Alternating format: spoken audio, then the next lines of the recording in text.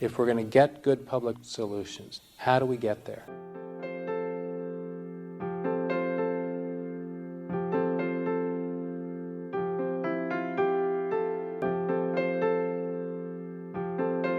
Salt Lake Solutions is our effort in Salt Lake City to try to bring the community into the decisions we're making about projects, about what we're doing in the city, and to fully engage the community.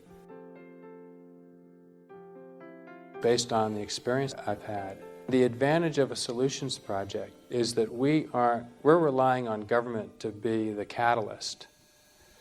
We're relying on government to bring people together. We're relying on me as an elected official to convene people. But we're not going to get problems solved. We're not going to find solutions to achieve the aspirations in my community unless we engage the whole community. And we do that together, and we find ways to bring people together. And that's exactly what a solutions model does. I've come to believe that as an elected official, maybe the greatest power that we have is to bring the people to the table who should be at the table for a decision. And that means me not coming in and trying to dictate what an outcome is. It means me serving as the welcomer for our community into the process, the inviter for everyone to get involved in the process.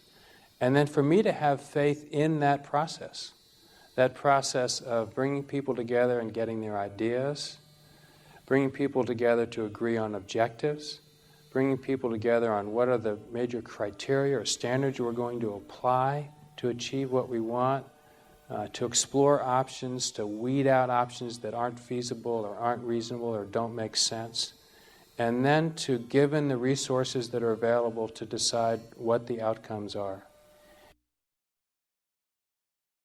Solutions come from involving people. And from that, we've identified a steering committee that are truly the leaders in the community, in the business community, in the civic community, in government, in other institutions. And we have included the media. We want them to both help us define what our community objectives should be, that will then serve in assessing what projects we take on. We want them to identify resources to help us implement successfully the efforts we take on.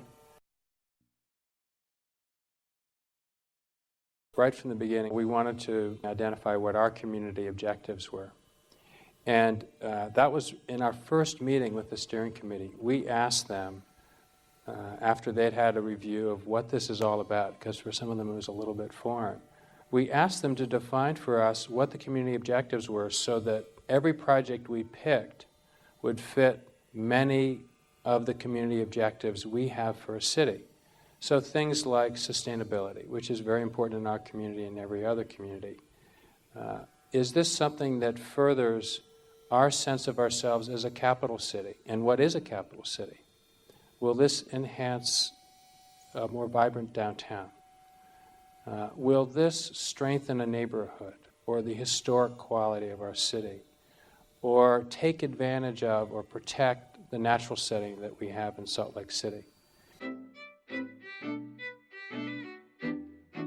We picked Fisher Mansion because we felt it had all of the right qualities we were looking for. And we decided we needed to pick all of the entities that we could identify up front who would be directly affected or vitally interested in an outcome of what happened at that mansion. And there were some obvious ones. It sits along the Jordan River, so we wanted our parks people involved. We wanted people who are interested in the Jordan River. It's a wonderful historic building, so we wanted to make sure the historic preservation community was represented. It was in the border, really, of two neighborhoods in Salt Lake City. So we wanted to make sure we had neighborhood representation at the table. The Fisher family is still around Salt Lake City and very prominent in Salt Lake City. So we wanted to bring the Fisher family representatives to the table. It borders an interstate highway. In fact, it's a place where there is no sound wall in front of it, even though it's quite close to an interstate highway. And I think for the long-term use of the mansion, we're going to have to deal with that. So we invited the Utah Department of Transportation, which has management responsibility for Interstate 80 there. And then we identified a neighboring business that owned property all around this mansion. So I think it's important in this case, certainly, that we weren't just going to have sort of our partners meeting of the people directly affected in this first project, but that we were going to have an open house and invite the public in. Well, the morning of the Fisher Mansion open house, it was the front page story on our local paper, full color spread. And we had over 2,000 people show up in a 2-hour period for an open house. I mean, you could barely get in and out of the mansion and around the grounds. There were just so many people who were interested and came. And the benefit of that, the benefit of the dozens and dozens of ideas that we get from the public about their ideas for a way to use this magnificent old building that needs to be restored. The ideas they had, the resources they suggested they could bring to the table, the ways they thought they could not only use the mansion but expand that, because it's on the Jordan River, we're looking to do restoration and parkway work on, and was remarkable. It has generated this enormous enthusiasm and energy. And I'm hoping that as we go through this first Salt Lake Solutions project, that it's also going to both educate the public about how you do collaborative, community-engaging decision-making, but also the benefits of that. It's going to mean we're going to have more community participation in our decisions going forward.